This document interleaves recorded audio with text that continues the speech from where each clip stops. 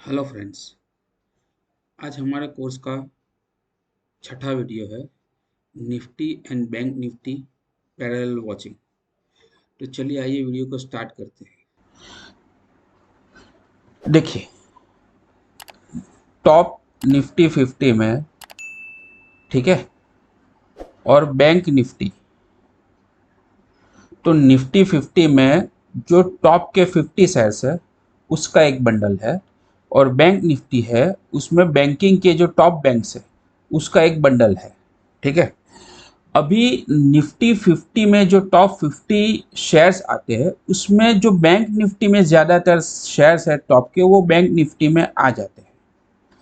इसीलिए मैं बोल रहा हूँ कि निफ्टी 50 और बैंक निफ्टी पैरेलल वॉच रखना चाहिए। अभी कैसे रखेंगे वो मैं आपको बता रहा हूँ।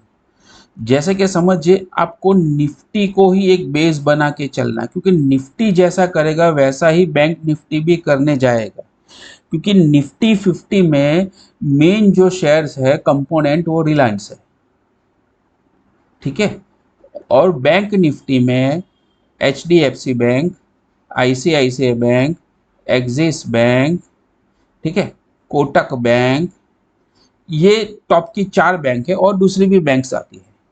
लेकिन निफ्टी 50 के अंदर रिलायंस का रेशियो ज़्यादा है। तो जैसे रिलायंस करेगा वैसे ही बाकी सारे शेयर्स भी करेंगे और उसी की तरफ जाएंगे जहां रिलायंस के शेयर जा रहे हैं। उसी तरह बैंक निफ्टी में जैसा एचडीएफसी बैंक करेगा वही बाकी बैंकिंग सेक्टर के शेयर करेंगे। ठीक है। और यही जो 4-5 टॉप शेयर है वो भी इसमें आ जाते हैं। लेकिन ये निफ्टी 50 का मेन जो शेयर है वो रिलायंस है। इसलिए मैं बोल रहा हूँ कि निफ्टी 50 जिस तरह से बिहेव करेगा उसी तरह से बैंक निफ्टी करेगा। ठीक है। अभी चलिए मैं आपको दूसरा भी समझाता हूँ। अभी जब जैसे निफ्टी 50 चलेगा वैसे ही बैंक निफ्टी चलेगा। तो ये होता है एक पैरेलल वॉचिंग। ठीक है। अगर आप निफ्टी 50 में ट्रेड कर रहे हो, ठीक है, तो आपको बैंक निफ्टी देख के चलना है। काफी कई बार क्या होता है कि जब निफ्टी ब्रेकआउट कर जाता है लेकिन बैंक निफ्टी ब्रेकआउट नहीं करता है, और बैंक निफ्टी ब्रेकआउट कर जाता है तो निफ्टी ब्रेकआउट नहीं करता है। उस टाइम पे क्या होगा कि जब भी मार्केट ऊपर बढ़ेगा बैंक निफ्टी, तो थोड़ा ऊपर जाएगा, नीचे आ जाएगा, थोड़ा ऊपर जाएगा, वापस नीचे आ जाएगा, क्योंकि निफ्टी उसको बढ़ने नहीं देगा। ठीक है। और उसी तरह से निफ्टी अगर ऊपर निकल गया और बैंक निफ्टी नहीं निकल रहा है तो निफ्टी में भी सेम होने वाला है कि थोड़ा ऊपर बढ़ेगा वापस नीचे आ जाएगा, थोड़ा ऊपर बढ़ेगा वापस नीचे बढ़ा आ जाएगा। वो रुक रुक के चलेगा। इसलिए मैं बोल रहा हूँ कि निफ्टी और बैंक निफ्टी दोनों एक साथ चलेंगे तभी आपको पैसा मिलेगा, वरना नहीं मिलेगा। और मिलेगा तो भी बहुत रुक रुक के, थोड़ा थोड़ा करके ही मिलने वाला है। एक साथ में नहीं मिलने वाला कि एकदम फास्ट मूव आ गए और हमें पैसा मिल गया। अभी दूसरा बता रहा हूं। समझो कि अगर निफ्टी ऊपर मूव कर रहा है, समझिए कि निफ्टी ऊपर मूव कर रहा है और बैंक निफ्टी ने ब्रेकआउट नहीं दिया है।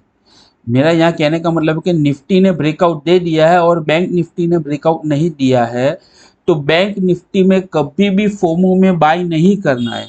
क्योंकि होता क्या है कि जिससे ये ट्रेड छूट जाता है निफ्टी 50 का, वो बैंक निफ्टी में ट्राई करने जाते हैं। और मार्केट क्या करता है कि बैंक निफ्टी थोड़ा ऊपर जाके नीचे आ जाता है, उनका एसएल हिट कर देता है।